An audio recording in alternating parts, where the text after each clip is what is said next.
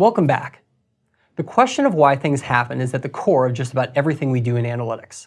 Whether we're looking at what happened in the past, what will happen in the future, or what we should do about it, it's in our nature to seek to understand what's really going on. We want to know why. We want to know what caused something to happen or what will cause something to happen.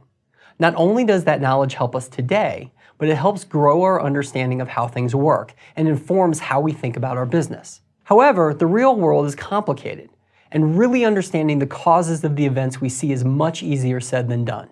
In this video, we're going to talk about the ideas of correlation and causation and address one of the most common errors that occurs in analytical work, specifically mistaking one for the other. So what is correlation? In the simplest terms, correlation is a mutual connection or relationship between two or more things. When we think about correlation in analytics, we're usually referring to how we see characteristics vary in relationship to each other. When one measure is higher or lower, does another measure vary in a consistent or predictable way? If so, we'd say the measures are correlated. The simplest way we normally see correlation is when we plot the values of one measure or variable versus another. Here's an example. Here we have a plot of average height versus average weight for women in the United States. As we might expect, as height increases, so does weight. In fact, the relationship between the two almost looks like a straight line, or what we'd call a linear relationship. However, there are a number of regular and irregular patterns we might see when looking for relationships. Here are a few. Some of these are positive correlations, like the log, exponential, power, and logistic patterns. In these patterns, when one value goes up, the other value also goes up. Some are negative correlations, like the negative linear and negative exponential patterns. In these patterns, when one value goes up, the other value goes down. And the others are more complicated. The quadratic, threshold, step, and cyclical patterns all suggest a relationship between the two values. When we're dealing with data in the real world, the relationships we see aren't this clean. There's usually some noise or variation in our measures, so our visualizations are a bit fuzzier. As we can see in this example diagram, the strength of a correlation we see can be stronger or weaker depending on how tightly related our values are. These examples are variations on a linear relationship, but the same would be true around any of the other types of patterns we'd observe. There are more specific measures of correlation that are applied in statistics and mathematics. The most common is the Pearson correlation coefficient, which measures the degree to which there is a linear relationship between two variables. We usually see this value represented by the letter R. Now, our objective in this video is not to get too deep into the math itself, so we won't be presenting the equations we'd use to calculate R. But to make a long story short, if we have two sets of measures that are perfectly positively correlated, we have R equal to 1, like the first diagram. Conversely, if our measures are perfectly negatively correlated, we have R equal to -1, like the last diagram. And if there's no correlation at all, we have R equal to 0, like the middle diagram. Of course, it's generally the case that we see something that's in between, like the remaining cases. You might recall a similar measure that shows up in the results of a linear regression. Usually there's something called the coefficient of determination, or R squared, which is just the square of R. And like R, it's a measure of the strength of an observed relationship between two sets of values. We bring it up here just so you make the connection to that type of analysis.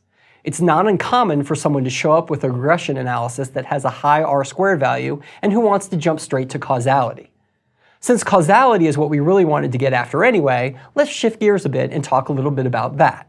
Causation means that one event or state is the result of the occurrence of another event or state. In other words, there's a cause and effect relationship between two or more ideas. When we see data that implies a relationship, a causal relationship is one option for what's really going on, but it's not the only one. Let's assume we have two ideas, A and B, and that we've observed a correlation between them. How might A and B actually be related? Well, we might suggest that A causes B. Conversely, we could also suggest that B causes A. However, it could also be the case that there is a third factor, let's call it C, that actually causes both A and B, such that there really is no causal relationship between A and B. It's also possible that A does cause B or vice versa, but that causation actually happens through C as an intermediate factor. Finally, it could also be the case that there's actually no relationship at all, and what we are seeing in the data is pure coincidence. This is where we sometimes get ourselves into trouble. As data analysts, we're kind of hardwired to believe that there's an answer in the data somewhere. And it makes it really hard to accept that there might not actually be a relationship in something that might look clearly related to our eye. But it turns out that it's not too hard to find examples of two things that seem to correlate almost perfectly with each other, but which in fact are completely unrelated. If you haven't already visited Tyler Vigen's Spurious Correlations website, I suggest you pause this video and take a few minutes to scroll through some of the more entertaining examples of this you'll find. For those of you who can't get there now, here are a few examples.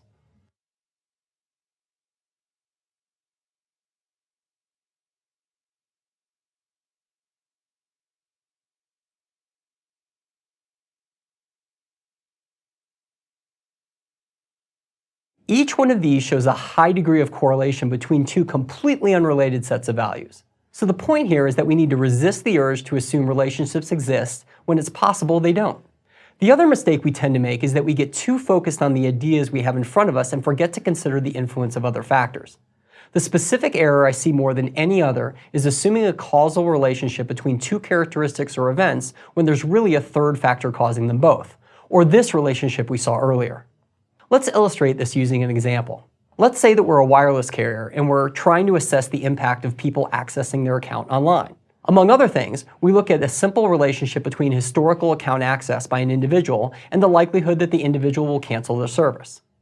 What we basically find is that people who have accessed their account are half as likely to cancel. The business manager in charge of customer retention says this is great.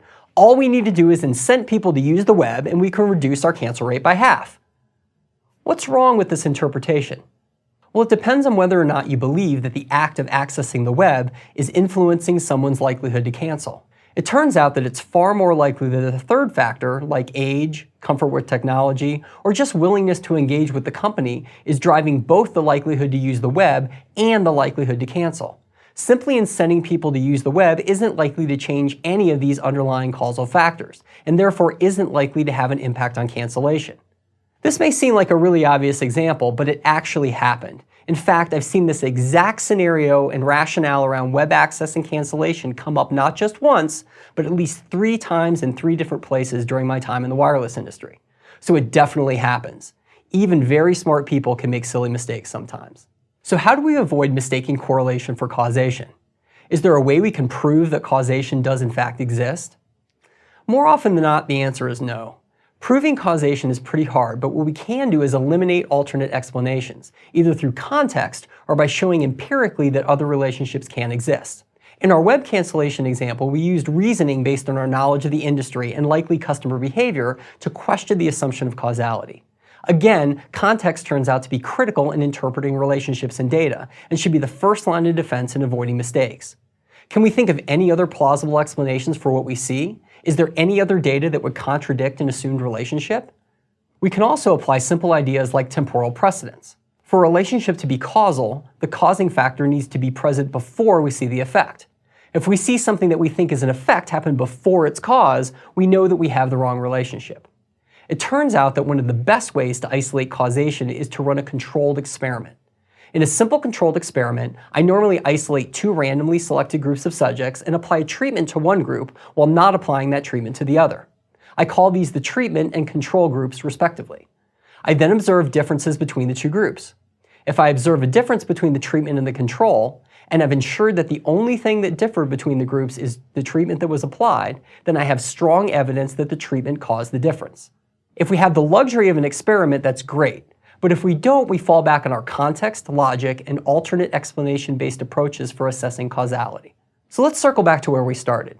As analysts, we're constantly asking the question why, and finding causal relationships in data is a big part of answering that question.